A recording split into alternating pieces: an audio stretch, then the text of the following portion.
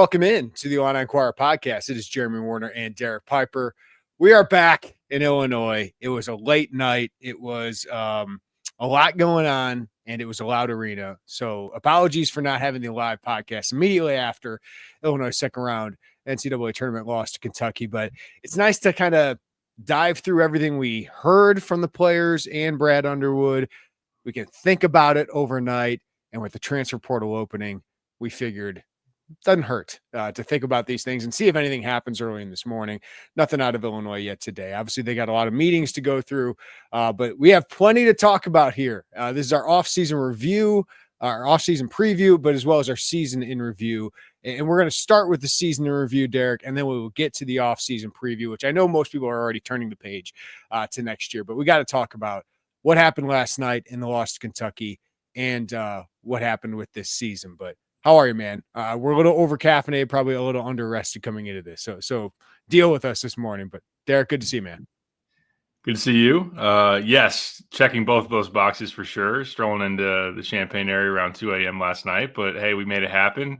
I'm proud of the coverage that we had. And, a little bit of time to close the eyes and decompress a little bit. But, I look forward to diving into what happened, but really, I know everyone's focus turning into the transfer portal. Happy transfer portal season to everybody that celebrates. I don't know if I celebrate, I survive, but it will be exciting to get through the possibilities and different ways this staff can go, and how it comes together will be really interesting to see here in the coming weeks and a couple months. And before we dive too far into this, I just want to give our plug. This is the perfect time of year to sign up for a VIP membership. I am very proud of the coverage we've had the last couple of weeks. Joey is in Austin right now covering the women. They tip off at 1 o'clock against number 1 seed Texas. Obviously, as Joey well wrote, and he's such a good writer, but a Texas-sized challenge, but nothing to lose. So we'll see what happens tonight, and he's done great coverage there from Austin. And I thought I really – what I love about the NCAA tournament is the access you get to these players. And I know after the game, these players don't want to talk to us after that loss, but I do think we got great insight, and you can read a lot of that at IlliniInquirer.com. But right now, 50% off a VIP membership, more than $60 in savings. I know a lot of you just watch on the podcast, and we love you for it, or listen on the podcast. We love you for it. But the insight you're going to get from Derek throughout this crazy month or two ahead, but also spring football, official visit season for football. It's a great time to sign up, save $60 on that. But Derek, 84-75 lost to Kentucky. I wrote last night, this was a microcosm of the season, right? You're feeling good after a win, and then you come out and you get punched in the face right away. And Illinois always struggles to rebound from that. They did, playing a better back half of the first half there, but then, man, a haymaker from Kentucky with that 10-0 run to start the second half. They made 13 of their first 17 shots to start the second half. The shooting wasn't good enough, 9 for 32. The turnovers were absolute killers. Kasper Siakashonis with 6 of them, Will Riley with 3 of them. The freshman really struggled. And the defense was really passive. Just that drop coverage really getting torn up by Kobe Brea, Otega Owe, and Lamont Butler. Just what did you think of that loss to Kentucky last night? It was disappointing because the matchup-wise, as far as Kentucky being more of a outscore you team than that really gritty, athletic, defensive squad that could disrupt you and bother you, I didn't think that this was going to be a Kentucky team that should make you all that uncomfortable with their defense. Now, Lamont Butler is a good defender, and we saw that. He gave Kasperis a lot of problems with the way he got into him. Otega Owe is athletic, and Amari Williams having – that athletic of a center that can switch, I think that bothered Illinois, where he could just, as a 5-man, run the ball screen action, and he's just going to switch and stay on the perimeter, and that can kind of disrupt what Illinois wants to do. But ultimately, when you watch through a lot of what Kentucky's season has been, they're 340th in turnover rate on defense, and Illinois at one point was on pace for 25-plus turnovers. Now, it only ended up being 14, but 26 points off of turnovers, again, against a team that doesn't bother you, has struggled defensively in the SEC. That was really disappointing. And yes, it was part of a team that just self-inflicts it on itself and has youth that causes these mistakes and can be bothered because, there's something to be said for Lamont Butler playing his 13th NCAA tournament game. And he looked like it going against an 18-year-old and was licking his chops against KJ. So that hurt.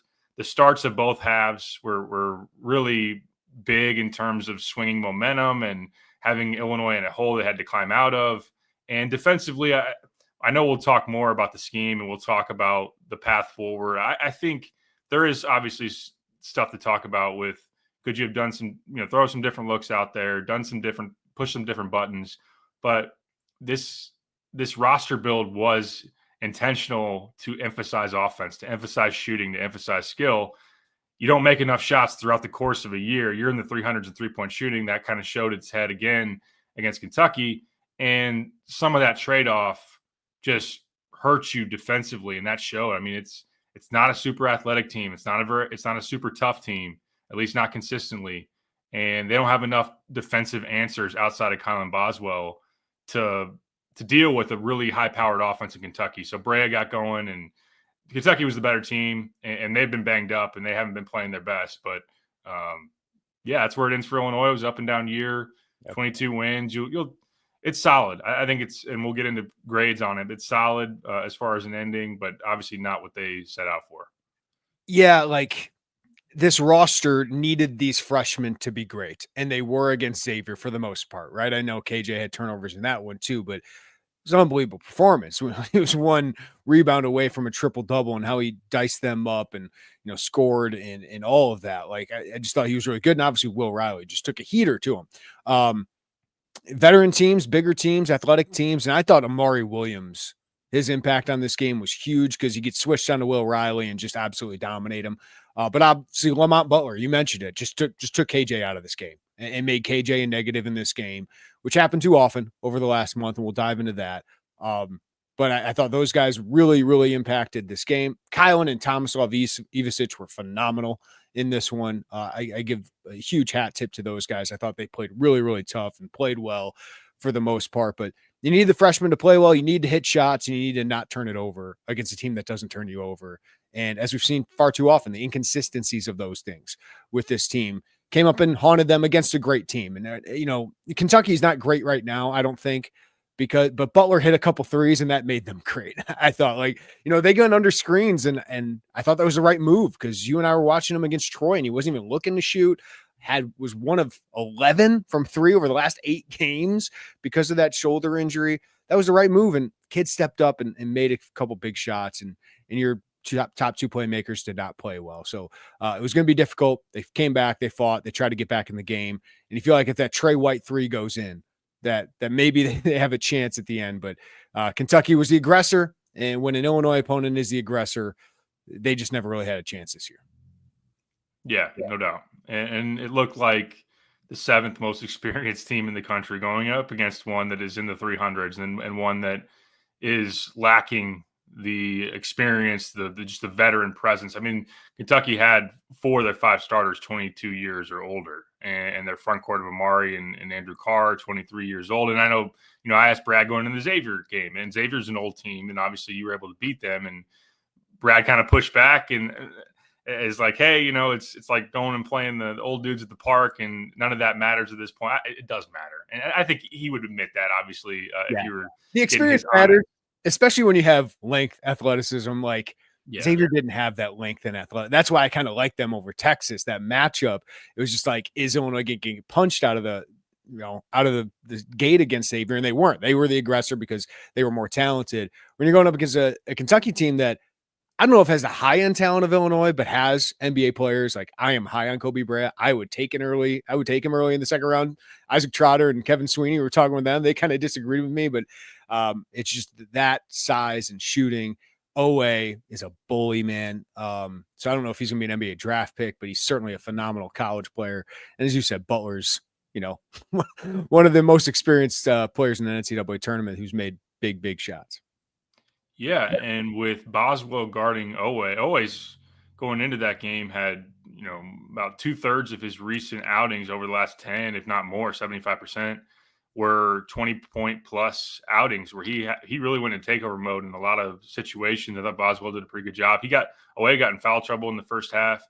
My worry was that the fact of if Boswell's on Owe, can you have a good enough matchup for Brea? And obviously in the second half, he got loose and, I don't think you're putting a lot on KJ's plate to chase him through screens and to get in good position. He certainly struggled at times. I think it's part of Illinois' defensive, just the way they guarded things. They got hung up on screens. They got hung up on some of the handoff action, and it just was something they weren't able to really deal with. So, but for Illinois, it always, they needed their freshmen to play really well, and they're your most talented players on your roster. They are such focal points in terms of what you do offensively.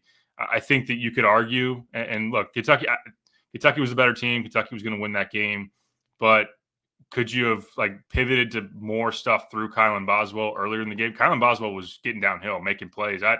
To piggyback off of what you said, I mean, he had a tremendous March as far as a bright spot, a confidence to go into an offseason of who he became down the stretch. I think that's a huge, huge asset going forward for this program. But that was something where KJ just was not making good plays and obviously was getting loose with the ball. Could that have been something that they were able to just emphasize a little bit more? And Will Riley, I didn't think that while Lamont Butler was an obvious matchup for KJ and could have been tough and was, I didn't think Kentucky had a great matchup for Will.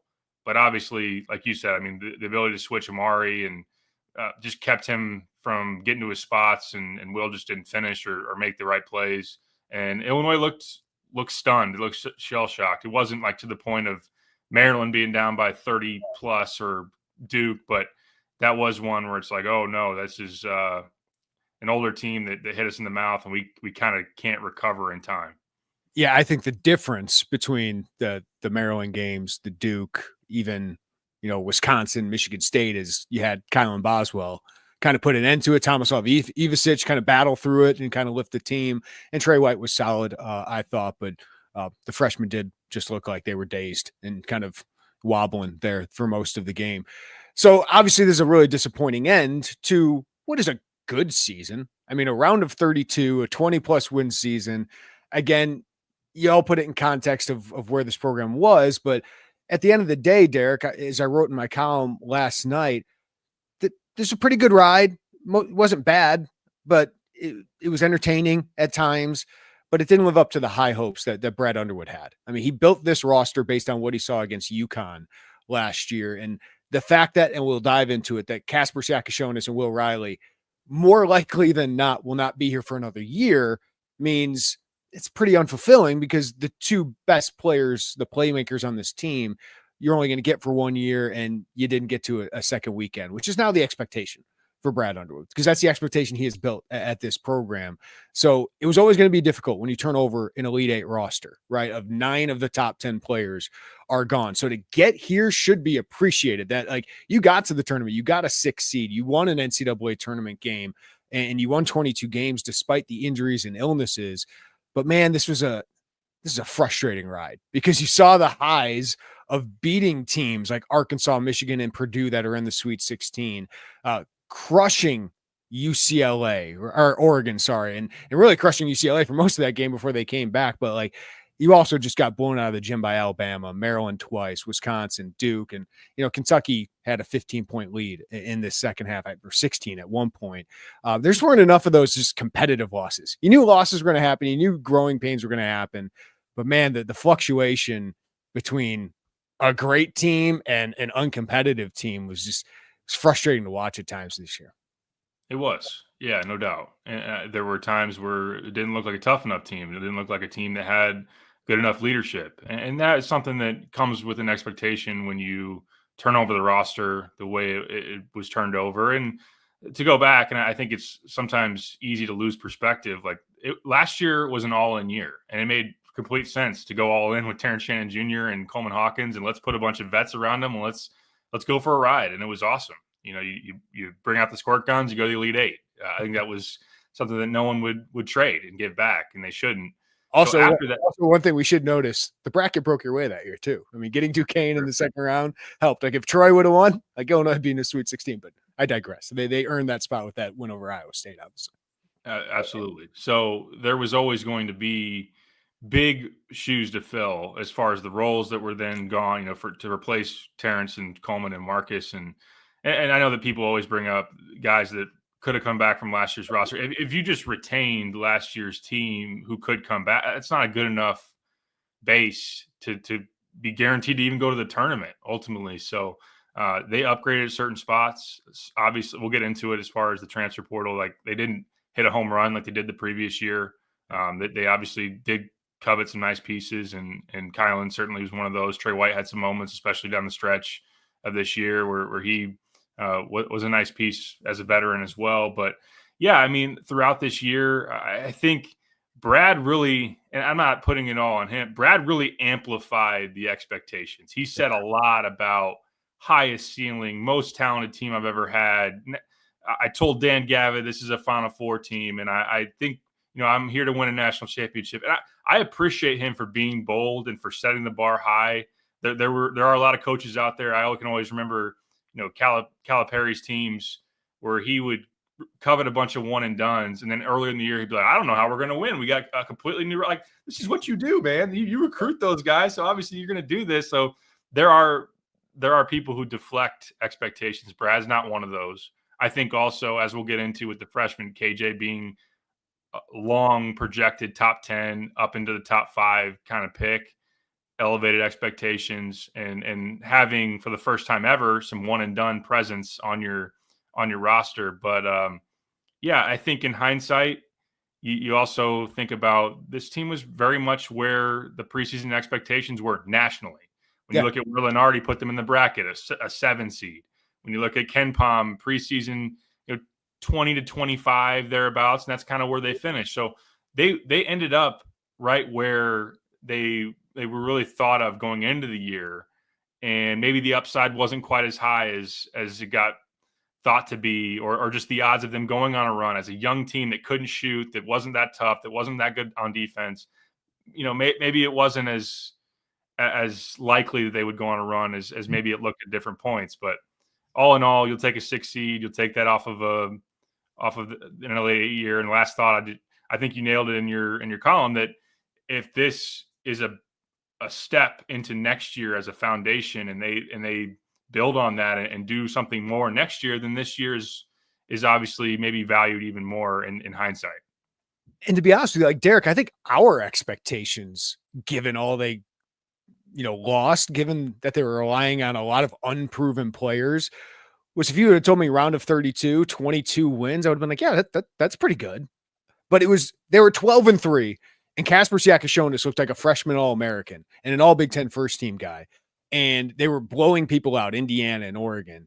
And you knew there could still be some ups and downs to the Big Ten, but that looked like a potential Final Four team. And then we know the injuries and illnesses happen, but also Kasper's faded. Right. He just faded and wasn't the same player, and this team wasn't the same. Now you had Will Riley rise, you had Trey White and Kylan Boswell kind of reestablish themselves. But it's just, it just wasn't consistent enough. And because we had that taste, that glimmer of, what they were at 12-3 and what Kasper's looked like, one of these freshmen that wouldn't hit that wall, that could be like, I don't want to say Cade Cunningham, but almost of that tier of where it's like, oh, that's one of those dudes. He's as good as Dylan Harper is. But yeah, he hit that wall, and he never really got back to being that. So that's where it's ultimately this was a season of potential flashed, of pretty good basketball, but ultimately that high ceiling was never really reached. Yeah, that's well said. And certainly KJ, who over the course of the year, the full body of work, pretty good. Pretty good seasons in Illinois history. Will Riley too, right? Those are two of the best freshmen Illinois has ever had. Yeah, and you can play kind of the where would Illinois be without him type of game. If Illinois win Yegor Demon, which that worked out. Say what you want to say about KJ and even his finish of the year, he's been a better player than Yegor Demon. So you upgraded from that, but what if when that goes south? What if you don't end up with a high caliber on ball playmaker? What if you don't get Will Riley on a reclass in May? So it said 12-3 without K. If you didn't have KJ, what would you been? 8-7?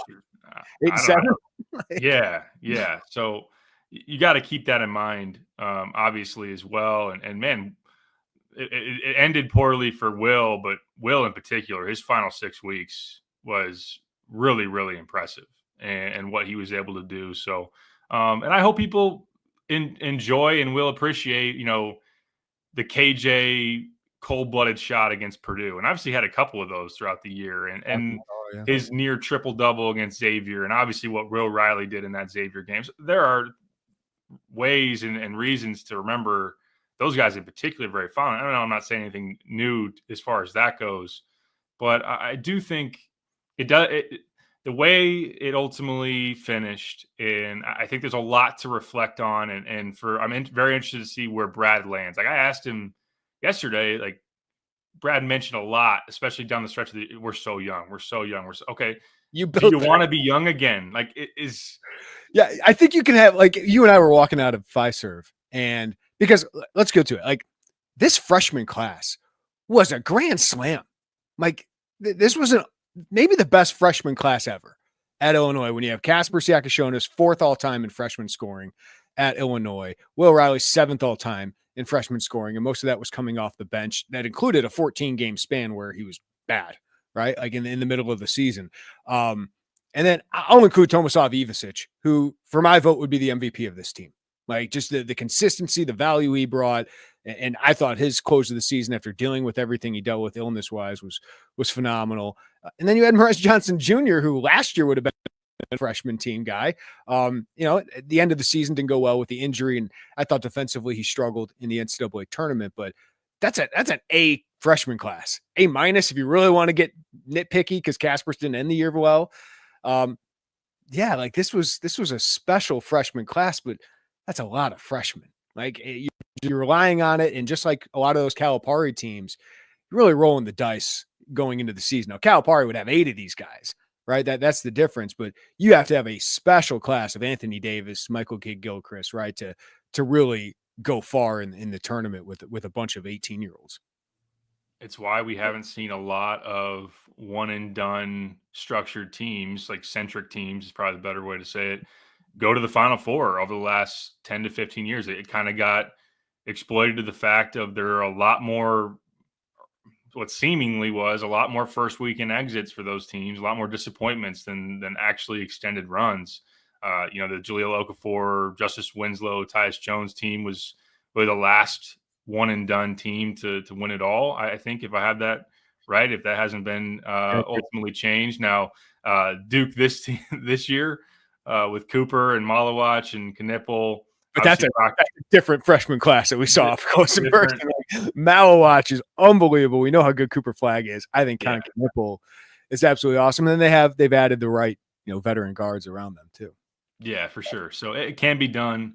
And but yeah, in terms of the pieces that you got, I mean, it was an awesome haul. I mean, Tommy, I didn't even know that when Big Z comes to Kentucky, I didn't know he had a twin brother that's overseas and might end up being a better NBA prospect. I mean, he is right now. He's a better college player, better prospect ultimately. And for Illinois to get him and the value that he had as a stretch big, and it's 9 threes in 2 tournament games. I mean, he was awesome, and would love to have him back. It'd be such a huge piece.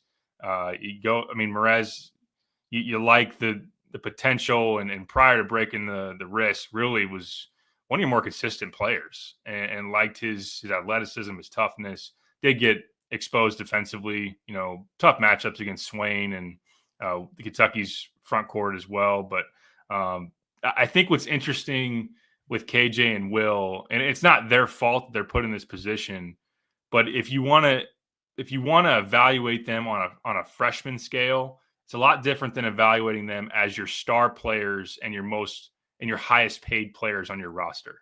Yeah. Like those are different things. And for those guys to falter like they did in the Kentucky game, for KJ to have the month that he had down the stretch with the turnovers and not being able to snap out of some of that stuff. I mean, 6 turnovers against Iowa, who's a terrible defense, and 5 turnovers against Kentucky, doesn't turn people over. Like, you can't have that for a point guard. And again, if you're evaluating it on your star player, and if you want to do, which we're now in the era of, pseudo salary caps and who you're allocating towards the most. And that's where I think we talked about it after the game yesterday, walking back to the parking lot. Like, Brad probably, I think if he was being honest, probably would tell you he doesn't want his best players to be freshmen again. Yeah. And I remember the 22-23 year, like, now those are, Sky Clark and Jaden Epps and Sincere Harris don't even come close to this freshman group. But I remember the vibe was like, or the word was like, Brad never wants to rely on freshmen that much again. I do think he had Cam Spencer for one of those spots, apparently. Yeah, right. See, so what was the pivot? As far as, and I'm not trying to trade out KJ or Will, but I just future wise, that is something where I wonder about. And I think the evaluation does get complicated where you want to just judge them, and you probably should, on just being freshmen. But if you are looking at it from the star standpoint, the biggest pieces in your roster building, that is something where the faults of it hurt you at times. Yeah, I think the bigger issue over the entirety of the season, though, was the transfer class was underwhelming, right? Like Kylan ended up being a big hit. Like early in the season, late in the season was great. He really did struggle when the team struggled late January, early February, but he bounced back. He just needs to get back to his normal shooting percentage. I mean, 24.5%, really low for him. I mean, he's a career 37% three-point shooter. If he gets back to that, he could be an all Big Ten guard next year. Trey White, ups and downs throughout the season. But, man, if you'd have told me before the year, 10.5 points, 5.5 rebounds, and we saw what he was doing towards the end of the year, just a player they didn't have otherwise. They missed him when he was going through the illnesses and struggles. Ben Hummerkaus was not what you wanted. 7.6 points, 34.3%. One of the best shooters on the team regardless, but you needed him to be a 40% three-point shooter because the other stuff wasn't good enough, right? Like the other stuff was not good enough at this level. He needs to be a sharp shooter. We'll talk about his potential for return. Jake Davis, solid. I think you feel really good about that. Culture guy, a guy who could play at the fringe of the rotation. Maybe his role can grow. Maybe a Luke Goody kind of presence for you eventually. But Kerry Booth was a miss, right? And I know there's rumors around that. He has not entered the portal yet, but 1.2 points per game. He played 33 minutes during Big Ten play, Derek, and they brought him in to be a rotation player. They paid him like a rotation player, and he was not. So it was just kind of overall, you needed more from that group.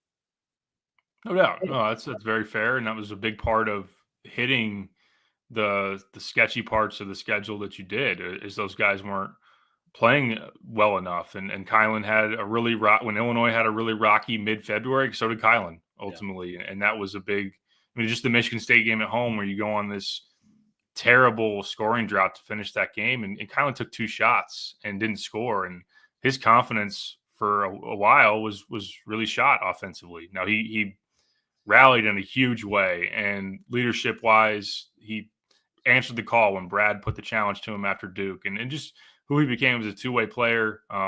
Really exciting and deserves a lot of credit. Big reason why Illinois didn't just completely fall to the wayside and die after, losing 3 straight and when things got pretty dicey. And Trey White was able to have some nice games down the stretch, Michigan, where he has a double-double and played well in the Purdue game and whatnot. So, but yeah, Ben in particular, I know he's a guy that gets picked on a lot ultimately, but I'm not saying they thought he was going to be Marcus Damas, but they thought he was going to be a guy that he takes a step up from the Valley, similar to like Lance Jones, similar to Rink Mast, to not have a drop off, to still be who he was, which was an elite shooter who could really impact games by going on these 3-point heaters, a little bit of booty ball mixed in there, and then be able to make up for some of the defensive lapses. But he had far too many just complete duds of games. That's it, right? Like there were how many games of 0 for 5 plus? I'll have to go through here.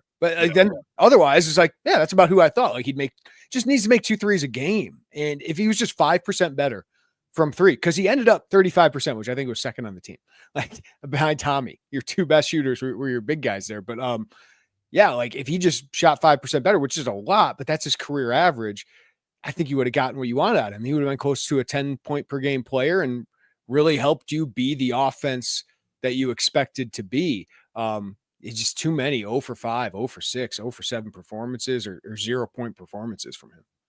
Yeah, and you paid him like a premium role player. You paid him like a guy that was going to make a real impact and maybe be potentially one of your leading scorers and potentially just have a great year as an older guy now as a spacer and spot up player who would get a lot of opportunities. And he had a lot of open shots that he just consistently wasn't able to knock down. Kerry Booth was a big swing and miss. Ultimately, they saw him in a Coleman Hawkins type of mold. Not that he was going to be Coleman in year one or that he was the replacement from Coleman, right off the bat, but that a rotational piece, like you said, as a shooter, as a decent athlete, and then to really make himself into, in year two, a high impact type of player. And he showed no signs of being that, and showed no signs of being somebody that could really help you in any capacity this year against a legit opponent. So that was a misevaluation ultimately, and one that hurt you. So,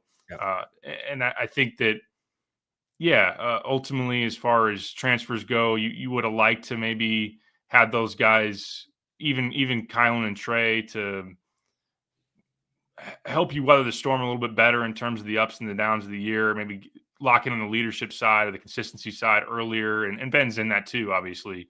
But again, to go back, I think the way those guys trended and hearing what Kylan and Trey had to say yesterday about, let's make this a positive. Let's push this forward. Let's run this back. Like, that's what you want to hear. And that's part of, this 2-year window that was thought of and potentially there on the table last summer. Obviously, we grade on a curve with the expectation of what Illinois basketball is now, Derek. But this group maintained the standard for Illinois, which I don't think should be belittled, because this could have gone down after losing 9 of 10 of your top players from the Elite Eight. Yet ultimately felt a little unsatisfying at the end, given the talent and the potential they had, that they just never kind of quite reached that. B for me for the season, overall grade. And if you really want to be nitpicky, I go B-, but I wouldn't go below that, because you still won an NCAA tournament game. You still won 22 games in this thing. And it's not going to be like a special season. It was not a special season, but it certainly, for me, was satisfactory given all that went into it. I think that's fair. I think depending on, how much you want to be critical or think about the talent versus the ultimate destination. I mean, B-, C+, like I could see a C+. It might be a little harsh ultimately. You do have to, I think, keep in mind that because this was the second highest paid roster in the Big Ten. I think that's something that you can kind of emphasize if you want to be a little bit more on the critical side. Of course, you look at what Indiana did as the highest paid roster in the Big Ten, and what Kansas State did as one of the highest paid rosters in college basketball. Kansas, the year they had and all the money they threw out there. So that doesn't necessarily mean that you're going to have the year that the money maybe pays for. So it could have been Indiana, right? Like you could have built a roster like Indiana, and for all the criticism Brad deserves or not of coaching, all that stuff, it wasn't an Indiana situation. Like it wasn't a Kansas State situation. So there are things that I think he can adjust. I think he could be better at in games, but at the end of the day, I still think he knows how to put together a roster. And I think they employ stuff that gets the most, for the most part, out of a roster. It's just the youth was hard to overcome. And that goes towards, again, the freshman things. You probably built this team a little too young, but it's hard to turn down the talent that you brought in. It is. Yeah, it absolutely is. And they did try for veterans in the portal as far as some really marquee. I know I saw in the chat mentions of AJ Storr. Obviously, that one went well in terms of not getting him. And I'll give an AJ Storr take later, by the way. Heard it. I know you will. I think I've heard it. David Jones and all that. So you were involved in some vets ultimately as far as star level players that you didn't get. So it wasn't like they completely went in and said, let's get, here's an idea, let's get young. So there was part of, and Europe emphasized now going forward, where I think you are going to, find still quite a few very talented 18, 19-year-old guys. But yeah, I think, again, to reemphasize what we talked about a little bit earlier is like, if you get Kylan and Trey and Tommy and Merez back as kind of a core, and next year's team really takes a stride like this year will get remembered more fondly, I feel like, in terms of what it meant carrying over. And that's what college basketball used to be about, right? And still can be. And hopefully Illinois can have the retention that they want to have.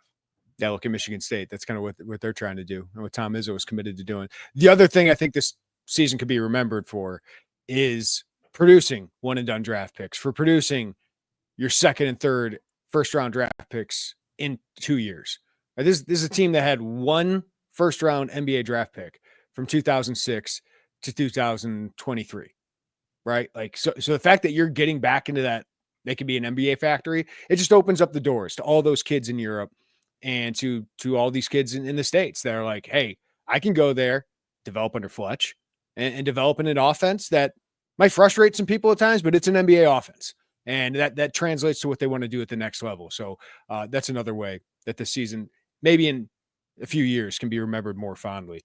All right, let's dive into it, Derek. Off-season preview. Let's go. Who stays, who goes, what they need. Let's break it down. Let's start with the one and dones, because I do think they're one and dones. Casper Siakishonis and Will Riley. ESPN has KJ number 6, Will Riley number 22 in its latest NBA mock draft. I think we can have the discussion. KJ stock probably lowered in the last 2 months, because how could you not, have doubts after he struggled with some of the athleticism and length. He struggled when he really got pressured, right? Can he handle, can he make good decisions against that kind of length and athleticism? But I also don't think NBA teams are going to discount the rest of it, like the rest of the sample size, which includes what he did in Europe, by the way. So I still think he's going to be a top 15 draft pick, going to be a lottery pick. Maybe it's more towards the back half of the lottery than the first half, Derek, but he still showed the potential that he will be drafted. I just want to remind people that does not mean he's ready to be an NBA starter. This is a futures market, okay?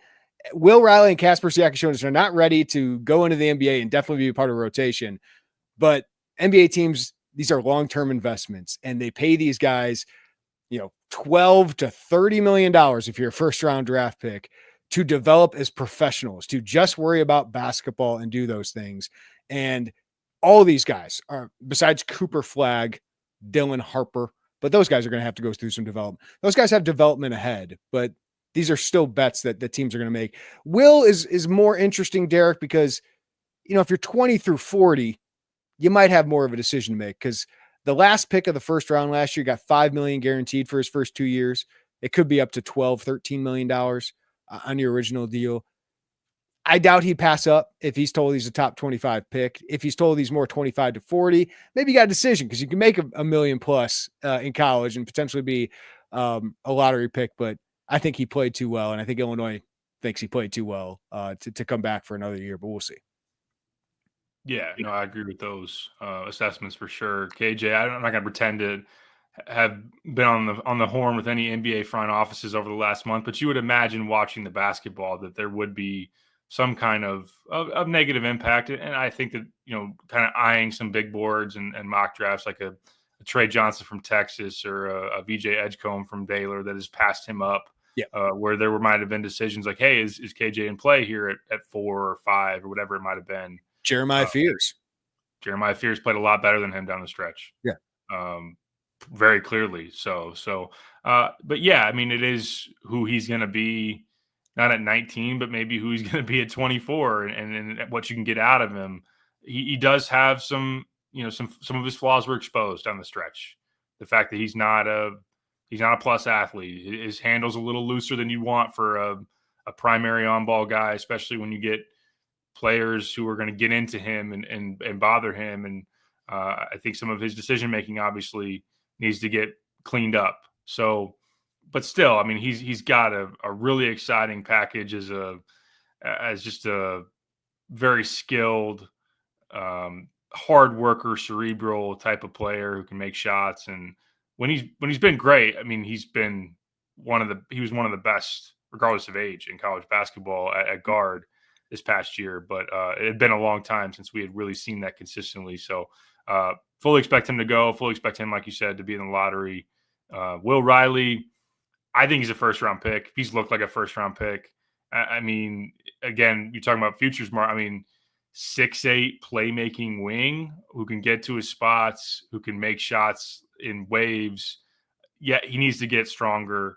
He's not a great, he's not a twitchy, explosive athlete Defensively, you've got some major wonders about him. He struggled defensively for sure, but I think he's played like a first rounder. You look at his stats over the last 6 weeks, and he was really efficient. I think the passing is what solidifies it for me. Is that you can run some offense through him, that he can make some people better. He can make some good decisions, and anyone that's projected as a first rounder, I know NIL is huge and whatnot. It's just hard to walk away from that.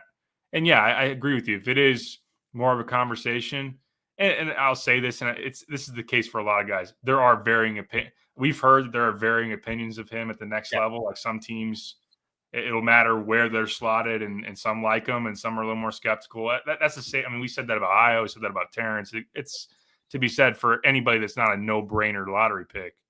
But yeah, I just bottom line, I think he's played too well for Illinois' standpoint to get him back.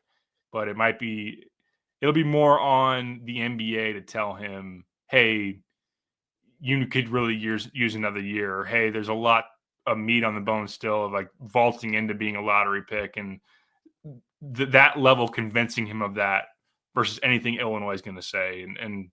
But I would expect him to hear enough that he's going to be a first round pick, in my opinion. Last 15 games, he's arguably the best player in the team. 16 points, 48% shooting, 4.9 rebounds, 2.9 assists.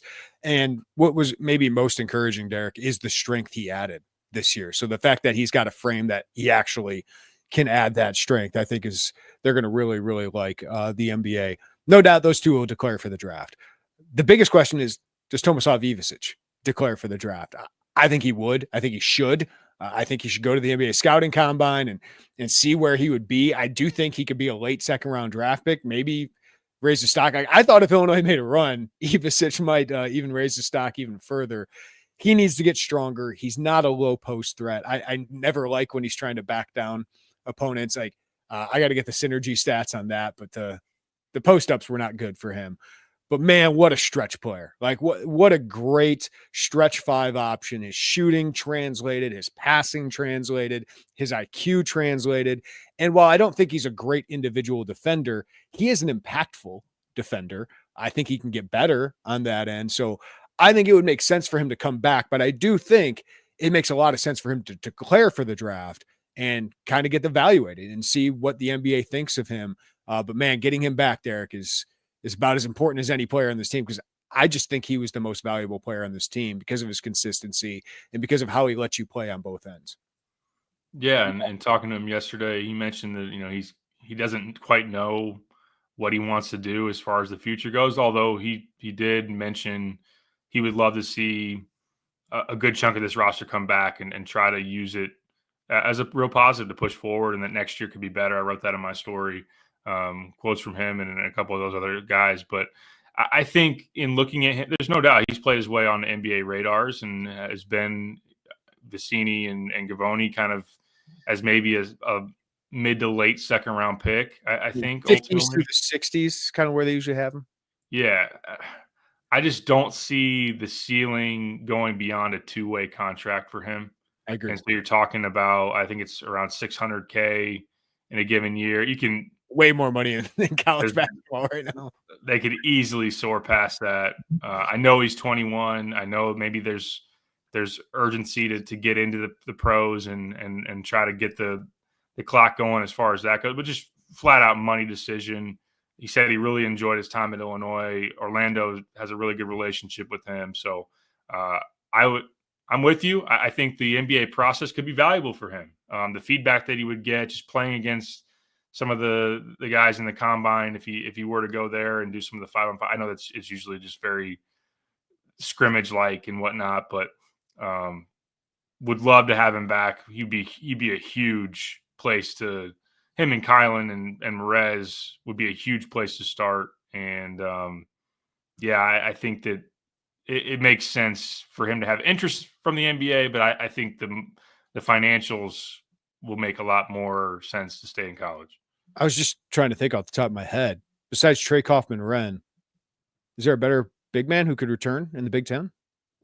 Not going to see Derek Queen again. Vlad's gone. Danny Wolf's gone. Gone. Dawson Garcia's gone.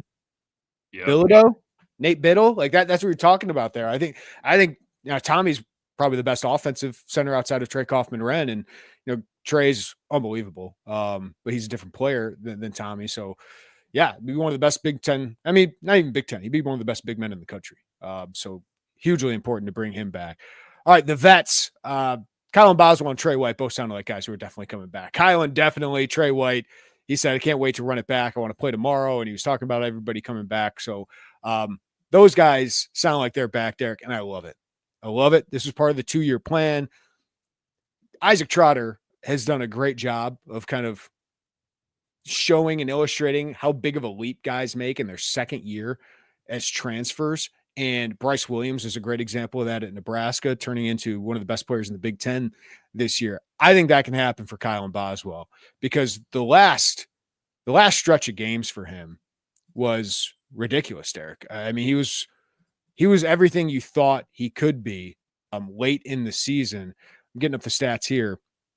Over the last 8 games, I think Kylan averaged 17 points per game.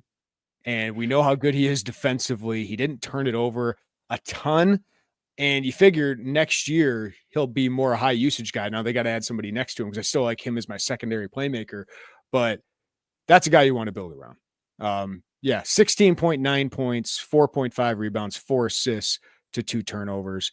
And he still just shot 28.2% from 3, right? Like just get to your career average, which is around 36%. And this could be one of the better point guards in the Big Ten. Kind of your Bruce Thornton, right? Yeah, could be.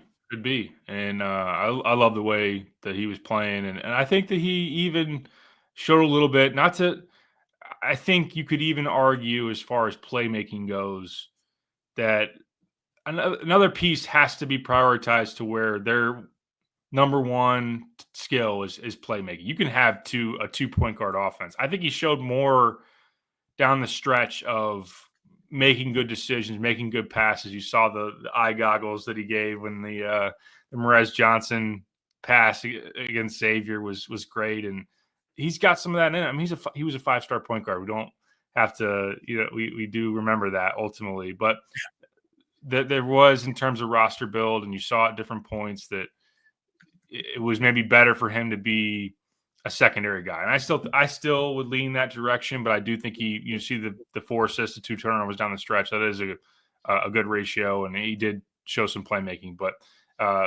two-way impact guy, can be one of the best guards in the Big Ten. Leadership-wise, thought he really took strides. And I'm not saying he's going to make the year 1 to year 2 jump that Terrence Shannon did, but I think that he can be a figure like that. And he even mentioned, I'm excited after the game. I'm excited to talk again with Terrence about going into an offseason and what to take from and where to grow and all those things. So that connection's really cool, by the way. Yeah, and just I mean, Kylan is everything you want culture-wise.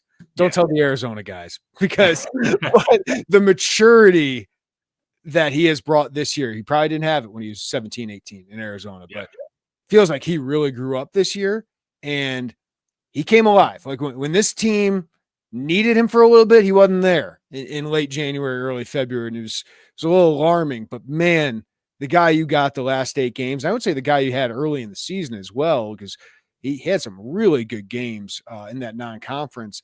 Like that's just everything Brad Underwood wants to be about, and have a senior guard like that, man. It's huge. Yeah. And to see Ryan Conwell in the first round and be like, yep, here's an off night. I hope you enjoy it. He's going to watch every clip that he can of you and just be a maniac about learning tendencies and whatnot. And I think he obviously had some really impressive take you out of games nights as a defender too. So culture-wise, leadership, two-way impact, and this is a proven shooter. I think that if you can get to a point, number one, just getting him back to, from a confidence standpoint or just consistency standpoint, whatever that looks like, I would like to see him get more catch and shoot opportunities. That was something that he had a lot more of at Arizona versus here. Maybe that's something that can get him right. But yeah, it's a great place in terms of the backcourt. Trey White, I'd take Trey White back for sure. I would want him back. I do wonder, just role wise, fitting with Merez wise. because Merez is going to be, to get him and Tommy back, you're probably selling a 2 big lineup as your starting group. And can Trey shoot the 3 well enough? Now, he did shoot the 3 a lot better down the stretch, but that is something that you wonder about in terms of pairing that together. But he was a guy that, when he was right, especially played hard, rebounded, one of your better athletes, and he seemed like a very good, I don't know, vibes guy around the team too. I think he's well liked in the locker room. Yeah, and I just like that he's not a high usage guy. Kind of early on, the word out of summer workouts was booty ball with him. He's going to be one of our go-to players. I just love that he doesn't need the ball, and he didn't need the ball to be happy. It looked like, right? Like, but again, like a month ago, I was questioning, like, where does he fit in? And then, just like Kyle in the last several games, I just thought he was phenomenal. The back cuts, the ability to shoot. Like, I don't think he's going to shoot as well as he did late in the season, but if he can be a 33 to 36% 3-point shooter and just make those corner threes at a decent clip, that's big. But just that athleticism, the size, they need more of that on the roster, and we'll get into that. But I just like that you bring him in. I have no doubt he's going to be a top 5 scorer on the team, one of the top rebounders on the team. And, you know, he learned a lot about winning. Like, he kind of was a winning player towards the end. After playing at Louisville, I asked him what it was like, man, and just to taste winning again. And I just think he's a really good presence. He really learned a lot this year, and he grew a lot and fought through some adversity. Wasn't in the rotation for a couple games. So to come back and do that, I thought showed a lot of maturity. So to get him back would be significant, and it sounds like he does. Merez Johnson Jr., definitely bring him back, and I'm pretty optimistic they will. But let's dive into this with that conversation, Derek, because you brought it up. What's it look like for a full season of Tomislav and Merez? Because the offense changes when Merez is on the court. Some for the good, because you get a lot of offensive rebounds. He's one of the elite offensive rebounders in the country as a freshman. Feels like he could be a double-double guy with 25 plus minutes, but that means they're playing at least 15 minutes together.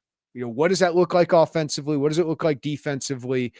It'll be interesting to see how that goes, because if you get Tomislav and Merez, it's one of the best front courts in the country potentially, but it is a little stylistically different. It is, no doubt about it. I do like that Tommy is so effective playing outside of the paint that you just have to make sure that those other pieces around those two can space the floor to have the type of shot making that you need, the floor spacing that you need to just not clog things up inside. And I think that defensively, one thing I do like, and I think Merez can guard 4s no problem, you know, in terms of getting out on the perimeter and moving. And I almost, if you're going to face a team that maybe has a non-shooter outside of their 5-man, you can play Merez up in the ball screens and have Tommy just play maybe a guy who's on the wing that's a really non-shooting threat that you can kind of play him off. So I think there are some things that you can do that you would like with it. As far as if you are going to play a more aggressive defense, Merez is certainly a guy that's very, very capable of that. He can get into some switching, get up in the ball screens and be disruptive. But yeah, no doubt in terms of offensively, it isn't, 5 out with Merez out there. I don't think Merez needs to shoot a bunch of 3s and be that guy, or shoot a 15-footer and have that be established as who he is. He's a one dribble, make a move. And we saw some of that develop in his game before his injury. Like, I think he can do that, but I didn't love his dribble into a mid-range jumper. That's not who he is. And you don't need him to be that. That's what other teams want him to do. And listen, you watch him pregame, he can make some 3s, but can he do it against this competition? Like, I'm not asking him to do that next year. Like, certainly guys can become way better shooters during their career. Draymond Green is a great example of that, but just be great at who you are. I think he can get better defensively, to be honest with you, and just continue to be who he is. But yeah, it'll just be interesting because, like, we're getting a Ty Rodgers here. I don't think you can play Ty with Merez. And that's why I really question the future of Ty Rodgers. But Trey White's going to need to shoot to be on the court with a guy like Merez Johnson. You need shooters around him. Yeah, I'm not saying that he can't, and he will work on it. He'll work on his game. He was something that he did late in his high school career, start to shoot, like you said, shoot some 3s. And face up from 15 and take it. And if it comes along nicely, then great. I mean, that's what the summer's about. It's what the spring and the individual workouts, and to see what the growth can be. I just don't think that would be, and I don't, for me personally, but also for the staff, I don't think it'll be emphasized as this is who your identity is going to be as a player. Now, I do think when he's on the perimeter, can he dribble into some handoffs and do some of that stuff? Yeah, I think that's something that they would like him to be able to do. But, I mean, with Tommy and who he is as a player, I mean, the high-low at times was really effective. Can he be a guy that has a move or two, a little bit more of a diverse back to the basket, and not just like, it doesn't have to be Dane Danger. It doesn't have to be super flashy and super like in his bag. It's just kind of like a move or two to get to, power dribble, just be efficient around the basket is that, because that could be imposing for people to deal with his physicality. So, but I am excited about how they play, but I think as they evaluate the roster and what they need, you do have to think what fits with two bigs and one that is a non-shooter. The great thing about those two together, dominant rebounding team. Just a dominant. I mean, that's what we saw when they started to start games together. So if you get Boswell, White, Ivisic, and Merez back, you feel really good about that core returning next season and what you could do around them. Let's get into the bench options. Ben Hummerkaus has another year of eligibility because due to the Pavia ruling here. This is probably one of the most interesting ones, right? If Ben, as we talked about, returned to his 40% three-point shooting, I'd pay him as a rotation player. I'd pay him as my sixth or seventh guy on the team. But that's still a big question mark, right? And then there's not a lot else there. And Derek, I feel like they need to get more athletic at that 4 spot, right? Like Merez obviously can help that, but Merez can play the 5. Just feels like they need some more athleticism defensively so you can just be a little bit more versatile at that position. I agree with that. We talked about it a little bit after the game yesterday. Is just I think evaluating what a replacement level player would look like for a similar amount of money for a similar role. And look, that role has changed. It's not come in and be our starting forward. And you have to take into consideration who's going to jump at, all right, you're a 6th, 7th man type and what that would look like. So for the money, for the role, I think the conversation with Ben will be interesting to see where he stands as far as that goes. Would you want to be an off the bench 15-minute a game shooter who I liked how he battled at times in the post defensively, but he's just limited. He's limited athletically, and getting out on the perimeter was a big problem. And I think I am with you as far as I want this team. I want it to be a more athletic team. I want it to be a team that has more dogs, more athleticism, and I think that's important. So I'm not saying you can't retain Ben and not still get to that point. I think you got some toughness in some of those guys we mentioned previously, in Kylan and Tommy and Merez and Trey. But yeah, I think, like you said, it will be very interesting. It's all about price. It's all about price point and role. If you want to give me a discount because we paid you like a star player this year and you didn't quite live up to it, and you want to return, you want to be a part of this, and you take a lower price, sure. I think he'd be fine. Like if he's your 7th guy, I feel great about that. But if you got to pay him like he's your 4th or 5th guy, no, you got to go find something else, because as you said, like this team, if it has Tommy and Merez back, and it has other needs. So yeah, that's all I got for Ben Hummerkaus. Jake Davis, sweet, we're good. Great back, bro. Return on investment was good for him, right? Like you didn't have to pay him a lot, and he came in, he played his role, he didn't hurt you, and feels like he can continue to develop, be a good shooter. You'd like him to play the 3 more than the 4, but I can throw Jake Davis in the game for 10, 15 minutes and feel okay about it, right? And he's not going to disrupt things. He's a good culture guy. People really seem to like him. You need guys like that on your team, Derek. Like you need some guys who aren't going to make a ton of money, that are willing and able to just be a good rotation player. So I just thought he was a nice hit, first edition in the transfer class. And, I don't know if he super exceeded expectations, but he didn't go below expectations. So bring Jake back. I'm all about it. No, yeah, I thought there were times this year where he was above what I thought he would be. I thought that early in the year that you're like, I don't know, athletically can get away with what he's going to do, and he wasn't shooting it well off the start, but he got into a rhythm where he was a nice catch and shoot piece and move without the ball really well. I think that he's got some of that Jacob Grandison just feel and movement.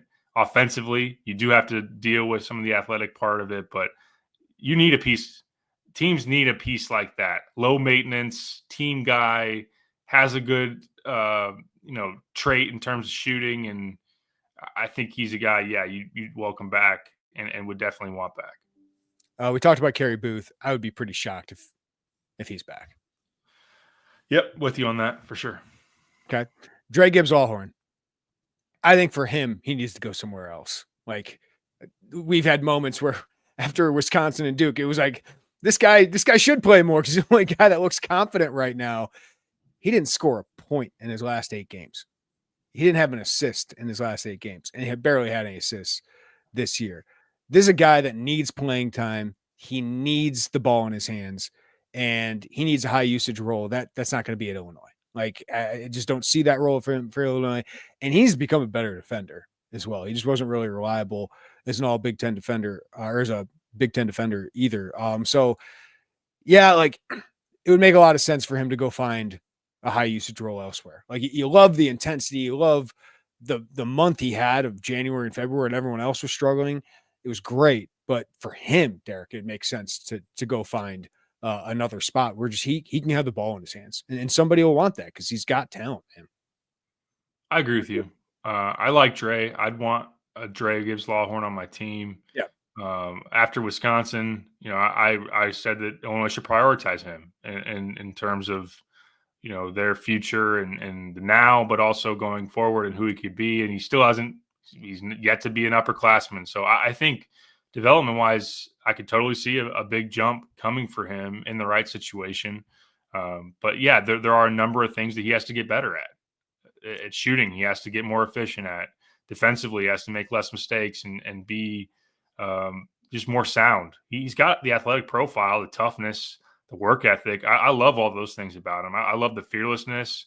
I thought there were times, he had a stretch early January into February where he was a very efficient downhill presence this team needed. There wasn't enough guys that would go to the rim aggressively and effectively. So yeah, he averaged what, 10 points a game over like a 8-game stretch there. It was great.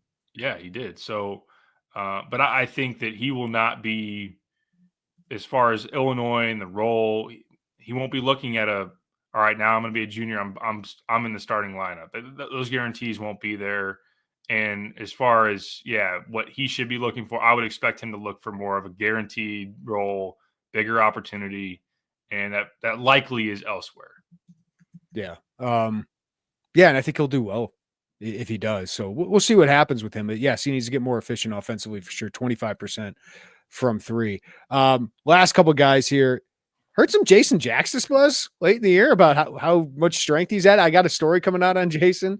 Size, strength. They think he can defend. This will be interesting to see if he can get some rotation minutes. But yeah, I would expect he'll be back. He's committed to the process. Ty Rogers, Derek. Excuse me. Our pod is gone and past an hour. My computer is losing charge, so I got to plug my laptop in. You're good. You're good. I'll remove you and bring you back in. Ty Rogers, I caught up with him, and he, he talked about his decision to redshirt a little bit, and he is, Derek, didn't want to talk about it publicly, which I totally understand, and he was really great with me, but clearly they recruited Trey White, Ben Humbrickhouse, Jake Davis, a lot of other players, and they've just made a switch since Ty has come here to what they want in personnel, what they want to do offensively. And Ty really is just a dunker spot guy, hard worker, tenacious. We know he can make an impact. He was a starter on an Elite 8 team, right? But I don't think you redshirt and preserve another year of eligibility to stay at that same place. We saw it with Sincere Harris. So I'd be surprised, given what they want to do offensively, given that Merez Johnson Jr. is already a non-shooter right now. I think he moves on. I think Ty will be in high demand because for a team that wants to prioritize what he's good at, leadership, tenaciousness, athleticism, length, verticality, like, I think he's going to be a good fit for someone. I just don't know if that fits here anymore. Yeah, that's where I was going. I just don't think the fit is here ultimately. As far as like you mentioned with Merez, roster building wise, the shooting, and Brad mentioned it when you asked him yesterday. Is there anything you take away from this roster construct? He said, "I got to figure out the shooting. We got to get obviously more results there." And I just don't think that's going to come for Ty until proven otherwise. And ultimately, where he slid into the pecking order this year was because they didn't trust that development and through the offseason, even though it was something he was working on. So these guys that make this move, the late red shirt, you add in the Tim Anderson factor that he's no longer here. I just don't see it. I don't see him coming back and seeing it through. I don't think I'm not saying that Illinois wouldn't be interested in what that would maybe look like or what there won't be a conversation, but I don't think Illinois will guarantee him and wouldn't foresee him as a starter on next year's team. And to go from an Elite Eight starter to not being that, obviously he didn't want to pursue this role this year, and I don't think that will be something that he'll be looking to do again. So yeah, I mean, the writing was on the wall when he redshirted, and I would be shocked if that message changes. One thing we don't bring up a lot is the incoming freshman class of Brandon Lee and Keaton Wagler. Wagler's got length, playmaking, shooting. I feel like he could be a sneaky guy who might get some minutes next year, Derek, given that they need some playmakers. Obviously, has to add strength, all those things. But he's just an intriguing player to me. Led his team to a state championship in Kansas. Brandon Lee, big body guard, can get to the rim. I don't have huge expectations, but I just don't want to overlook those guys either. No, they'll have opportunities to try to carve out a role. Wagler, there's the guys that they're really, really excited about who he's going to be ultimately as he develops, as he gets used to a higher level of competition. He didn't play She-Brand circuit in AAU, and I think that's something that it's hard to forecast how that ultimately impacts a guy. Not to say that people can't go from not playing the highest profile schedules and then not have success. But yeah, as a talented on-ball guy that's got some decent athletic traits that can really shoot it, but doesn't need to get stronger and doesn't need to get used to playing against better competition. You never really have a great gauge either of defensively for freshmen coming in who haven't been challenged a ton. So I think that's another thing. Wouldn't expect him or Brandon to do a whole lot as freshmen. That's kind of where I'd set the bar. Not saying they can't and won't be capable of it. Brandon has played a lot of high-level competition, though. It's worth noting that played in a really good high school area out there on the East Coast at the Patrick School, and played EYBL, played the FIBA stuff with the Dominican Republic, or with, was it the DR or Puerto Rico? Ultimately, I don't know why I'm blanking on that. I think it was, yeah. So with him, he's a guy that physically is going to be more ready for this jump up because he is a stout Puerto Rico. Okay, yeah, that's right. I should know that. A stout build, a guy that has shown the ability to make shots. Efficiency wise has been a question, but can he settle into a role of defense and selective shooting? That's something that you wonder. But they're the players, the staff is bullish on from a development standpoint, but that is the key word. They were brought in as development pieces, not like instant impact, move the needle right away. All right. Last few things, and we'll get you out of here, Derek. Transfer portal, biggest needs. If you retain guys, you won't have to go get as many, right? But you are going to have some budget here with some guys leaving. Big playmaker, right? A bigger bodied playmaker, a longer playmaker to put along with Kyle and Boswell, but you got to get one of your best players, right? In the transfer portal, veteran guy, I would imagine. What do you think that looks like? Because that is obviously the number one need in the portal when you lose Kasparis and Will Riley, most likely. Probably your biggest priority, probably your highest price tag guy, if it works out the way you'd want it to be, like that would be where you'd be willing to be the most aggressive and throw the most resources at.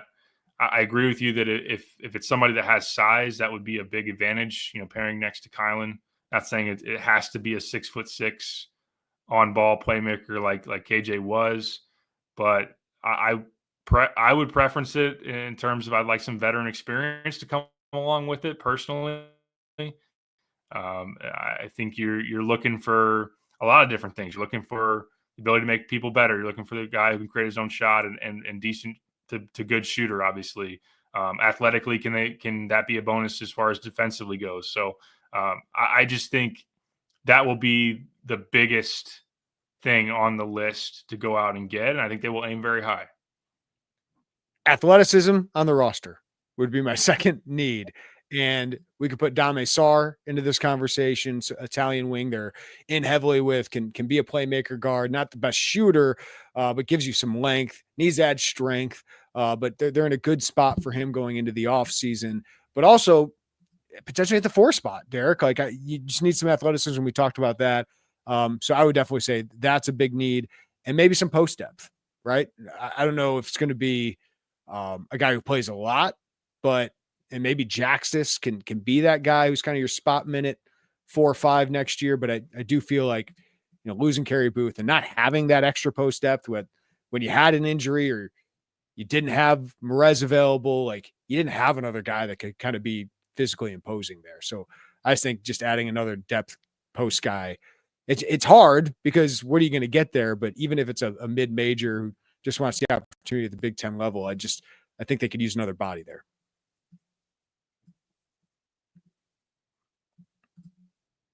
Absolutely. Yeah. You see some of these, in particular, SEC programs that really are able to stockpile at certain positions and just a little bit more depth in the front court athletically. And yeah, like you said, physicality wise would be great to be able to have. I think the Ben's decision could impact some of that a little bit. The 4, obviously, as far as where you go ultimately. But I think that, yeah, athletically across the board is something I'm be looking for.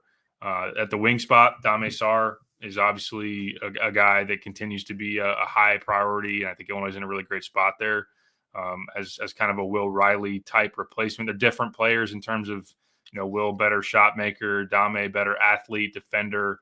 But just in terms of kind of like the playmaking wing that with size and upside, that's something that they'll try to bring in and try to make it be a pretty decent piece on their roster. With that, I think maybe a veteran wing to come in and have some shot making, but also some athleticism. It will yet to kind of be determined. I look forward to digging on this as soon as possible and just kind of seeing who Illinois gets involved with. But are you going to continue to make it where it is shooting and it is offensive skill as the primary driver of the roster? Or is it going to be a clear pivot to more athletic and more, not to say that they're going to just try to go all in and make this a St. John's kind of team. And obviously St. John's had flaws to not make shots. And, but in terms of athleticism, dogs, those type of things, can Brad thread a needle there where there's more? I want to see there be more of his DNA on a future team, more of that gritty toughness and some more nastiness that this team just couldn't.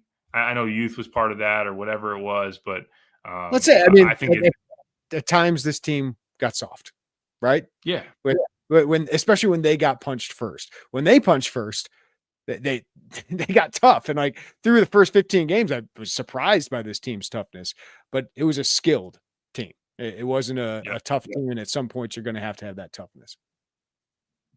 Yeah. I want to see that with this squad. And again, I think that some of the guys you can bring back is a good place to start there, but being able to add that with some vets will be important in my opinion.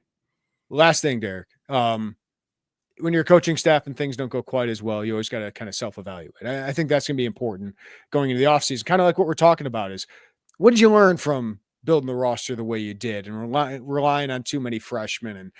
And, do you need, I think they need to be more versatile defensively. Like doing drop coverage all the time is not good when you don't have a lot of good individual defenders. And I think they need to reassess. I asked Brad if he plans on bringing in another assistant coach. I don't know. I didn't get the vibe that was top of his mind because he's got the portal stuff going on, but will he just promote Quay Jones for the long time? I think, no offense to Quay, but it's like, you're a Big Ten program. You can go get somebody that can really help you. Now, I do think it's got to be a specific guy. Like, do you want to do a different defensive coordinator? Do you want to do a different offensive coordinator? I don't know, but you do have a staff that gels together real well, and you don't want to have a guy that is one too many cooks in the kitchen, but you also don't want to be just comfortable, right? You want to be forcing yourself to get better. So I think evaluating yourself, whether you need another voice in there, whether you need something different in recruiting, I think that's going to be important for Brad to evaluate.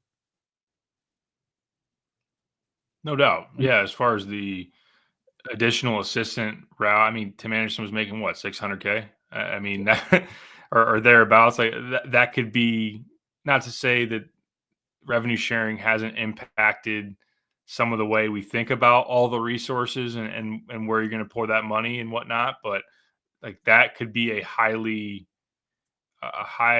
attractive job if you even come close to that range. And you think about Chicago a little bit, or you just think about what this staff could use. And I know we've talked about, could it be a schematic, just a different voice, a guy that maybe brings some new ideas as far as that goes, or just somebody that's going to lock in on some of that to help what Illinois already has going.